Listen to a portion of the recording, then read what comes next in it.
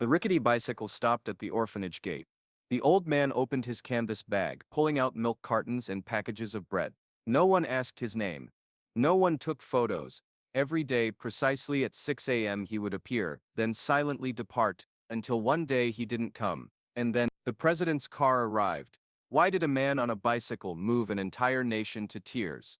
Welcome to QH. Let's uncover what really happened. Arthur Rowan pedaled steadily through the dawn mist, his weathered hands gripping handlebars worn smooth from years of use. At 78, his body bore the invisible scars of a Marine who had seen things most would never comprehend. His daily journey began before sunrise in a small wooden house on the outskirts of Montana, a place where neighbors knew him simply as the Bicycle Man. Time had etched deep lines into his face, but his eyes remained clear and purposeful. A small American flag fluttered from the side of his olive-green backpack, faded but proud, much like the man himself. Veterans in town recognized the military precision in his movements, the way he scanned surroundings without seeming to, the straight posture despite his years. After his wife Margaret passed in 2001, Arthur lived alone. No children came to visit, no family gathered for holidays, just a solitary figure whose kitchen calendar marked days with simple X's, each one representing another sunrise he'd earned while younger men hadn't. The Maple Haven home stood 30 kilometers from Arthur's home, a converted school building housing over 40 children orphaned by modern warfare, domestic violence and circumstances beyond their control. Government funding barely covered essentials. Volunteers came and went, their goodwill often outlasted by the children's needs. Arthur first noticed them on a Tuesday morning at the local supermarket. A small girl, no more than 7, counting coins with trembling fingers at the bread counter. Her coat was too thin for the autumn chill, her shoes worn through at the toes. "You all right there, little miss?" he asked, keeping his distance so as not to frighten her. The girl looked up, eyes calculating whether he represented threat or help.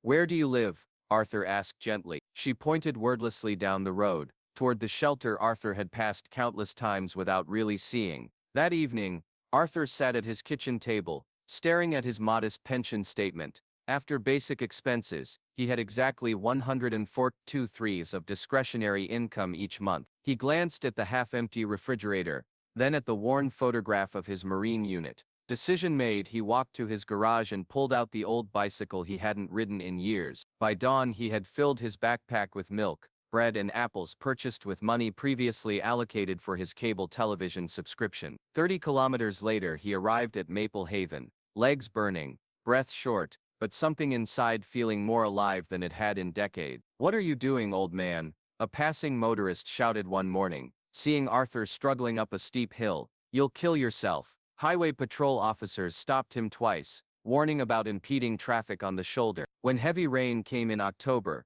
Arthur arrived with a bandaged knee and stained clothes from a fall, but his backpack remained mysteriously dry, its contents intact. The shelter staff initially viewed him with suspicion. Was he seeking recognition, a tax write-off, some form of redemption? "Why do this to yourself?" a young volunteer finally asked him. "The county has delivery services. There are easier ways to help."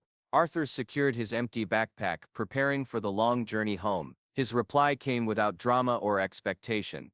"I survived when others did. These kids deserve the chance to live fully too." With that he pedaled away, a solitary figure growing smaller against the horizon. Kind people often pay the highest price, but sometimes it's the only path they know how to walk. Can one quiet old man touch the heart of an entire nation? Among the children at Maple Haven, 12-year-old Leo stood apart. Trauma had sealed his voice behind walls of distrust. Social workers noted in his file, resistant to interaction, adverse reaction to male authority figure. 4 foster placements had failed, each family eventually surrendering to his impenetrable silence. 3 months into Arthur's daily visits, staff noticed something unusual. Leo had begun positioning himself near the entrance around 5:50 a.m. No one had instructed him to do this. He simply appeared each morning, watching the road with focused intensity. By the 4th month, Leo would be waiting at the gate itself, hands clasped behind his back in an unconscious mimicry of Arthur's military bearing. No words passed between them at first,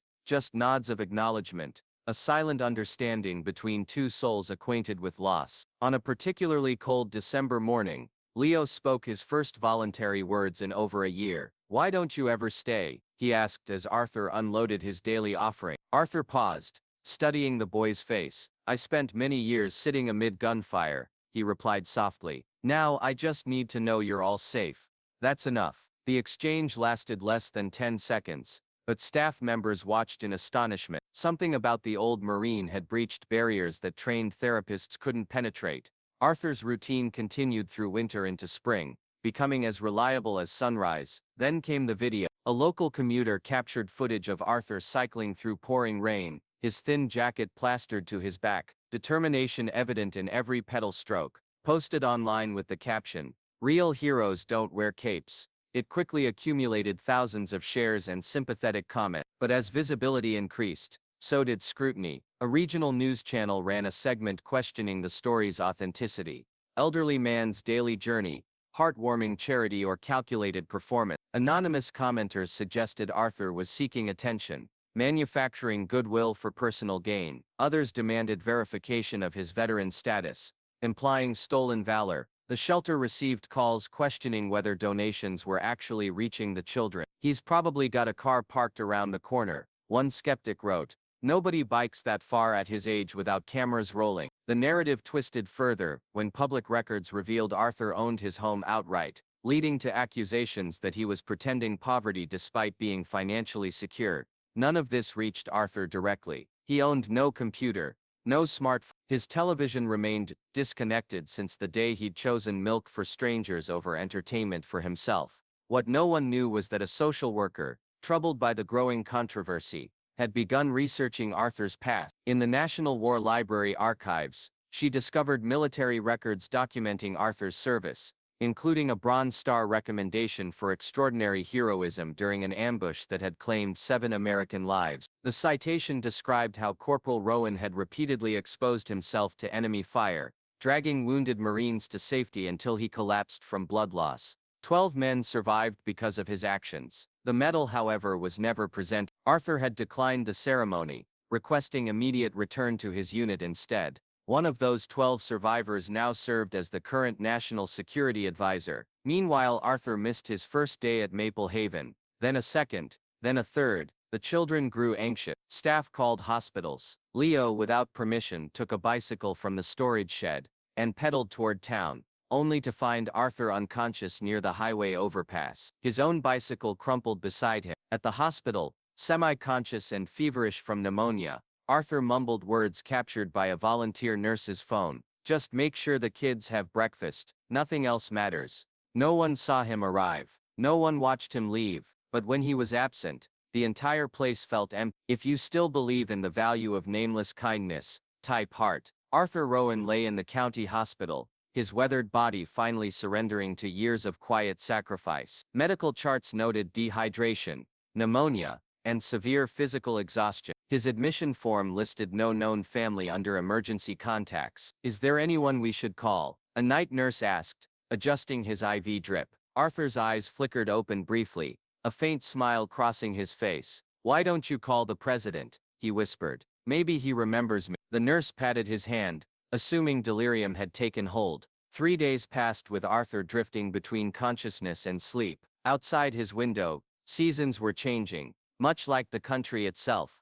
moving forward while forgetting those who had enabled its journey. At 6:01 on the 4th day, a black SUV without license plates pulled into the hospital's restricted parking area. Security personnel moved to intercept, but stepped aside when credentials were presented. A distinguished man in a tailored suit entered the building, carrying a leather portfolio embossed with a government seal. The hospital administrator was summoned immediately. Whispers spread through nursing stations. Within minutes, Arthur's room had been relocated to a private wing, his care transferred to specialists, who appeared without explanation. The distinguished visitor, now identified as the National Security Advisor, placed a simple wooden box on Arthur's bedside table. Inside lay a Bronze Star medal, and a handwritten letter on presidential station. "Sir, it's 50 years late, but we never forgot." When Arthur woke, the National Security Advisor stood at attention beside his bed. "Corporal Rowan," he said formally, "my name is Jonathan Cross. In 1971,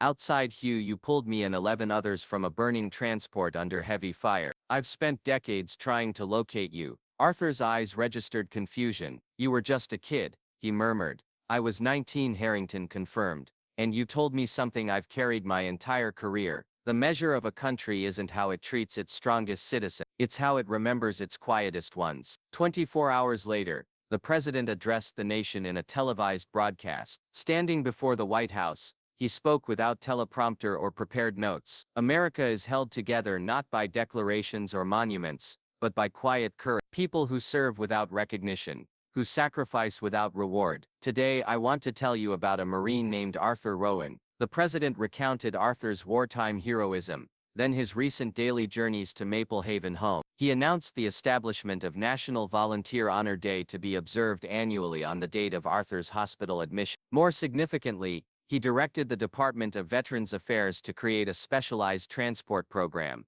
ensuring no child welfare facility would lack essential supplies. The Rowan Initiative, he called it, because true patriots don't seek applause, they seek solutions. As the president spoke, something remarkable was happening at Maple Haven home. Children who had learned of Arthur's condition through staff were creating handmade cards. Teenagers organized younger ones into assembly lines of compassion. Even the newest arrivals participated, somehow understanding that this invisible man had altered their world. Leo, however, worked alone. For hours he hunched over paper, writing and rewriting until his fingers cramped. When finished, he folded the note precisely, military style, the way he'd seen Arthur fold his empty food bags. 1 week after his collapse, Arthur was discharged from the hospital. A government vehicle waited to transport him home, but at the entrance stood a sight that stopped conversation mid-sentence. 43 children and staff members from Maple Haven, arranged in perfect formation, each holding a milk carton like an offering. Leo stepped forward, his face solemn with responsibility. He extended his carefully folded note to Arthur. "I don't need a father," it read in careful handwriting. "I need you to come back." Arthur Rowan, who had withstood enemy fire without flinching, who had endured 50 years of anonymity without complaint, finally surrendered to emotion. Tears flowed freely as he embraced the boy who had broken through decades of practiced stoicism. Behind them, news cameras captured not because Arthur sought attention, but because a nation needed reminding of what true service looked like. When all truth is revealed,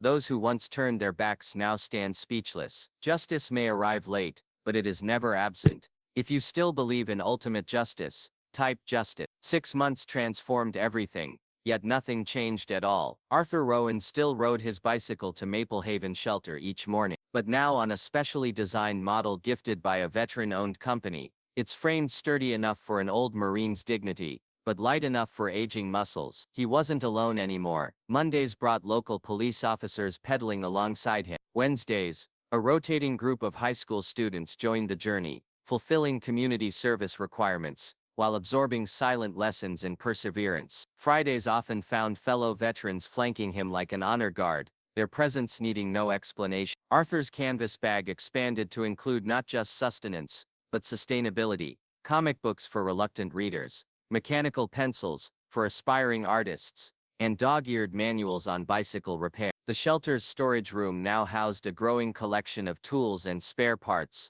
where Arthur taught weekly workshops to interested children. "Fix what's broken," he'd tell them, eyes twinkling beneath bushy eyebrows. "Everything deserves a second chance." The government money came and went, bureaucracy processing Arthur's long overdue benefits, media attention driving temporary donations. But Arthur treated such things as passing weather, neither planning around their presence, nor lamenting their absence. The only permanent change he acknowledged was the nameplate on the shelter's newest dormitory wing, Rowan Hall. Inside his modest home, little changed except for one corner of his bedroom. There, a simple frame contained a group photograph of all 43 Bright Hope children surrounding his bicycle. Beside it hung his bronze star, finally accepted. Between them, a handwritten note read, "Love needs no medals, only wheels strong enough to carry it." Healy now spent weekends at Arthur's house, a relationship formalized through mentorship programs rather than adoption papers. Neither needed legal documentation to validate what they'd built.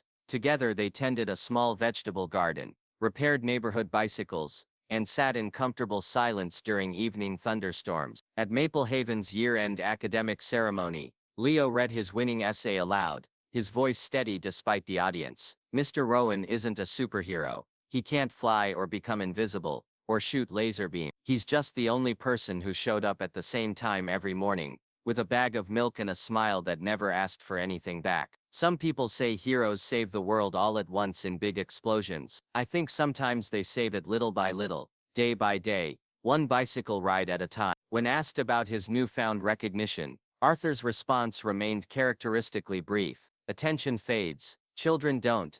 I'll take the milk run over headlines any day. On his 80th birthday, Arthur received thousands of cards from across the country. He read each one, then donated them to an art project at the shelter. The children fashioned them into a massive paper bicycle that hung in the entrance hall, a reminder that the journey matters more than decoration. Not all heroes drive fancy cars or wear capes. Some just need a bicycle and a heart big enough to carry the future. Telling this story reminds me of my late father. He too rode his bicycle to work for 30 years, never missing a day. Nobody applauded him. No medals were awarded, but in my heart, he was my first hero, and always will. Arthur Rowan helped me realize that kindness needs no stage. It only requires a path, a reason, and someone brave enough to begin. If this story touched you, please don't forget to share it with the first person who came to mind as you heard it, because perhaps they're quietly changing worlds too, one pedal stroke at a time. He thought of Leo's quiet determination,